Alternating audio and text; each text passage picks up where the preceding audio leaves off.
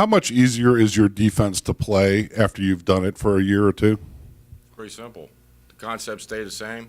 I mean, obviously we switch up our personnel, but once they understand the concepts, you play fast. So, I mean, you can ask the players that. It just comes into play, and they like being aggressive. And so once you understand the concepts, it's pretty easy.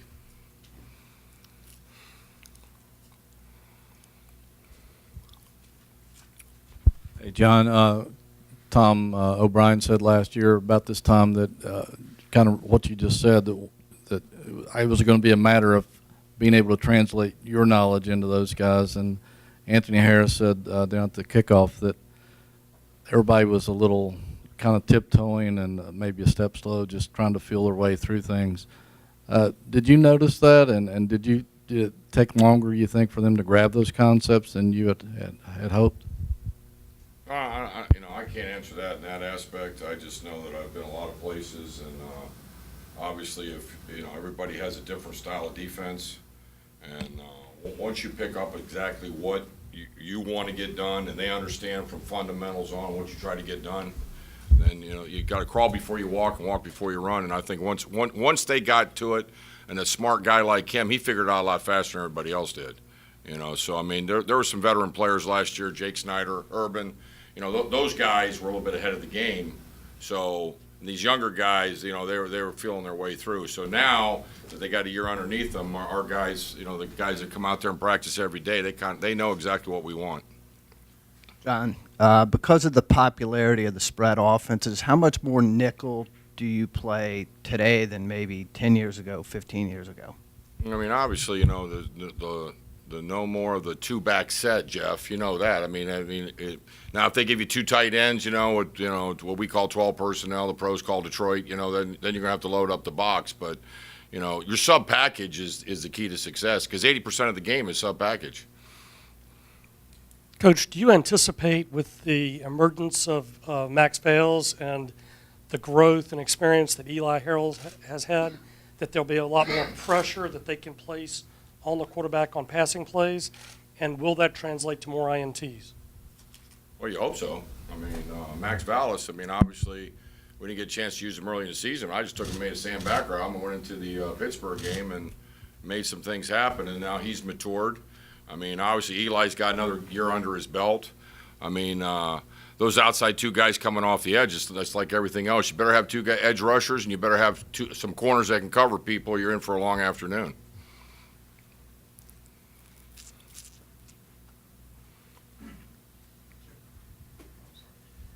Is there a big difference in your experience when you're going to play a true freshman, if they're a defensive tackle versus a defensive back, where they are on the field? I'm not sure what you're asking me. Is it easier for kids to play in the secondary as a freshman as opposed to on the defensive line where there's more size strength issues? Well, I don't think it's easy for any freshman to play. I mean, I think the maturity aspect, the speed of the game, I don't care who you are, whether you're a freshman, whether you were redshirted, whether you come in.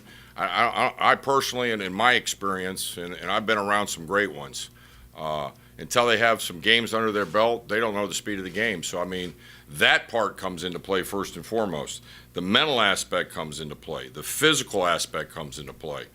And now I think I know where you're going with this, but yeah, there's a couple freshmen that are going to get thrown into the fire early, and they got to make some things happen.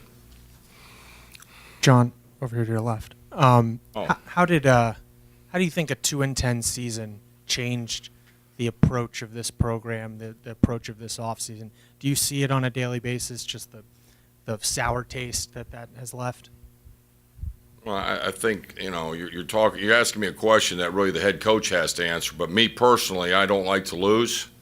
And I still, again, I go back to the growth of the players, because you win with people. So whatever I can do to make us better is what I'm going to do.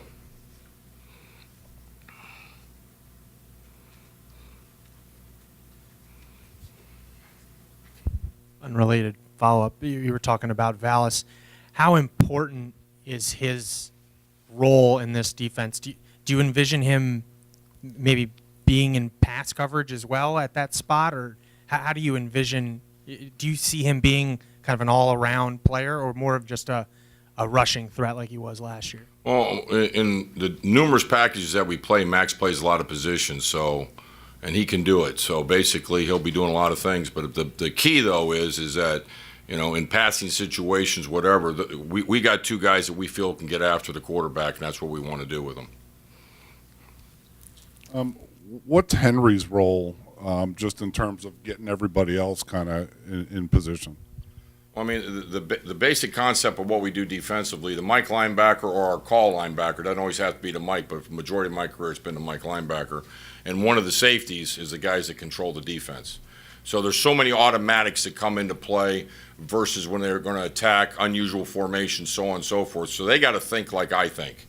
And that's those situations go on every day in practice.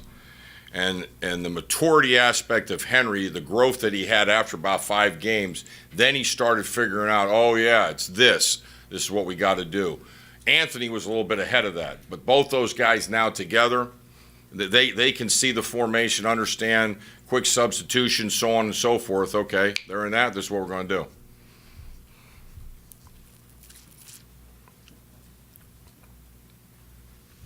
Last year was your first year with Brandon Phelps. Has he looked more comfortable at corner this summer than he did last year at safety? Well, Jeff, I think that's a loaded question. I think Phelps, he has a lot of skill. I think he has a lot of tools. I think he was probably a natural corner coming out of high school. Again, I wasn't here before. I don't see him as a brute safety, but he has cover ability. He understands what he has to do no matter whether he plays outside, whether he plays inside, whether he becomes a nickel, so on and so forth. So, I mean, his maturity, all right, as an overall, you know, in our scheme, you know, is vital because obviously when people break the formation, you know, you got to have a safety that can line up on a speed guy, and he can do that. It would appear that the UCLA game could very well set a tone. How much have you looked at UCLA? Is it tempting to look at them too much? I don't think I ever look at anybody too much, but obviously that's the first game, and you know, and I start right after signing day with our schedule and who we got to play, and obviously going to spring ball, and you're looking for similar formations or similar plays that maybe our offense runs, and Steve and I work together on some things on both sides, whether he needs to see a specific coverage early and those type of things. But you know, UCLA is a damn good football team, and obviously, you know, they have all the hoopla, tremendous quarterback, you know, and their offense is, you know, high-powered and so on and so forth. But, Doug, to answer your question, I mean, we got them broken down based on every game they played last year. I know Noel Mazzoni personally. I mean, I've gone against him numerous times, so I kind of know what he looks for, you know, in the run game as well as the pass game, and who's going to carry the ball in the red zone, so on and so forth. So, to answer your question, I'm kind of up on that, but right now, I mean, obviously this week of practice is fundamentals first and foremost, and then as we get going here, you'll see us work against a lot more UCLA stuff, and which is going to carry on based on, you know, other teams that are in similar formations, whether it's BYU, you know, and then obviously we know we got to play against Louisville that's going to have similar formations because, you know, he does all kind of stuff. So, but it's first and foremost, it's UCLA.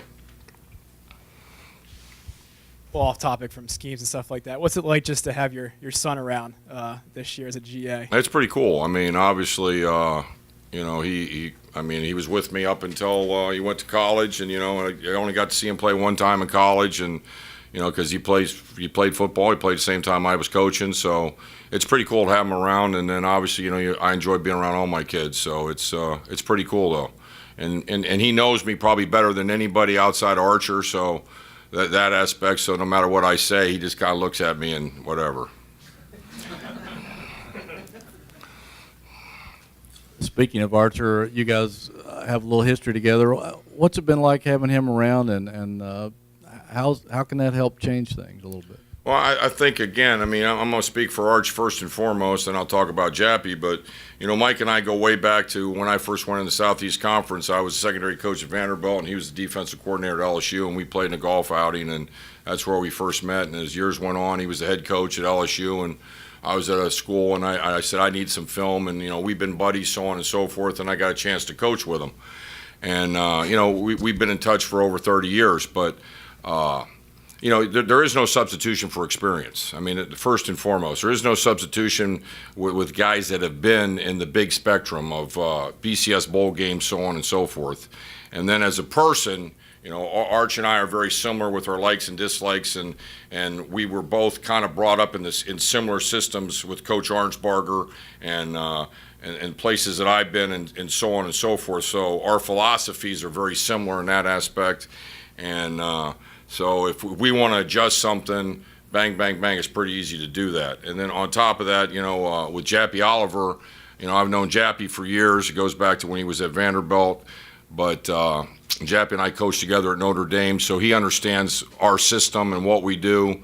And Jappy, again, has a plethora of knowledge. So those guys together with myself, and we come together, but we want to do this. No, we got to do that. Let's see if this is a little bit better than that based on our checkers. So those things come into play, and it's pretty cool to be in that room. Coach, Chris Brathwaite seemed to be a guy that was coming on 2 years ago. Seemed to be getting a lot of pressure and stuff, and then he was gone for a year. What kind of shape is he in? How much rust does he have to shake off, and where does he figure in? Well, I mean, he's a good kid, and he's just got to keep working to get into the 2 deep.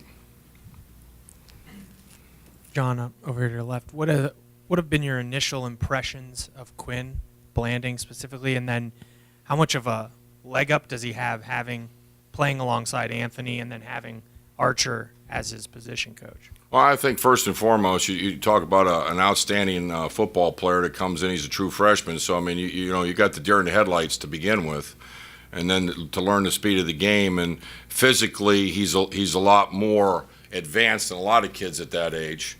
I mean, obviously the mental concept. Obviously, they're still in school right now, so we don't get as much meeting time with him as we'd like to. But he picks stuff up in a hurry and keeps things going. I look for big things out of him. Arch is Arch. For those of you that don't know, this last day of summer school is today. What do you expect from Trey Nicholson? I mean, when he gets healthy, you got to get back in the fray. You know that, Doug. I mean, I'm not telling you anything you don't know. Got to stay healthy. Last year, obviously, Brent Urban with his size gave you an advantage there. The Urbanator, yeah. Line. How would you evaluate that defensive tackle position with Wilkins and then bringing in Andrew and obviously David Dean? Well, I think, the experience that David Dean brings us and his maturity and his mental approach helps us big time inside. So that guy right there is the guy that makes things go for us inside. Everybody else, fits suit to how he practices and what he does. But everybody's gotten better. We're a lot better inside. We got to move some guys around, to rush the passer. But all three of those guys are we'll see how it goes as we get going into the season. You're mentioning your experience and everything. How much, with those guys, so many guys back, is there a lot of things you can do now that you couldn't do last year in terms of being aggressive or just trying to confuse defenses or offenses? Well, I think anytime you get the maturity aspect to grow in the package, I mean, it only helps you. I mean, there's a lot of guys out there that are combat experienced players that, for me, after spring ball, they understand exactly what we have to do. And I mean, obviously, we're feeling our way through these 5 days, and today's the last day of summer school. But they're so far ahead, just based on to whether it's Canada to whomever, whether it's Romo to whomever's playing, they know exactly where they got to fit. So I mean, it's pretty good stuff. You get excited about that aspect of it. You know you're going to have mental errors.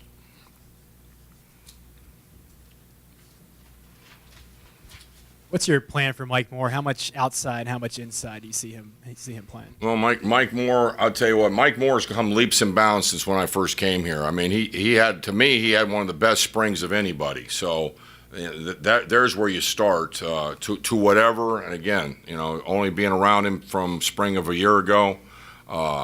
So he's a very knowledgeable guy, understands football, likes to practice. As I said, he's come leaps and bounds, so, we're going to move him around and do some things with him as we're going to do with a lot of guys. We got to create some depth.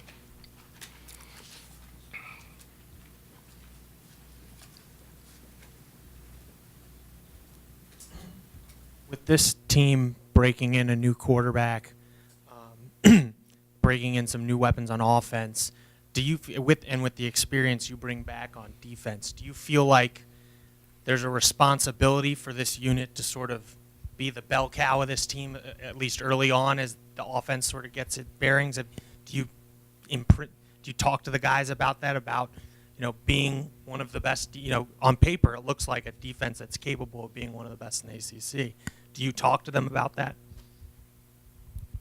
Well, I mean, I first and foremost, the team concept comes first. So, I mean, to whatever you're about the quarterback and all that stuff, I mean, as a team, defensively, I mean, obviously, every day everything is always preached the same way. You got to play fast, you got to play physical, you got to play smart. I mean, that's what's preached every day.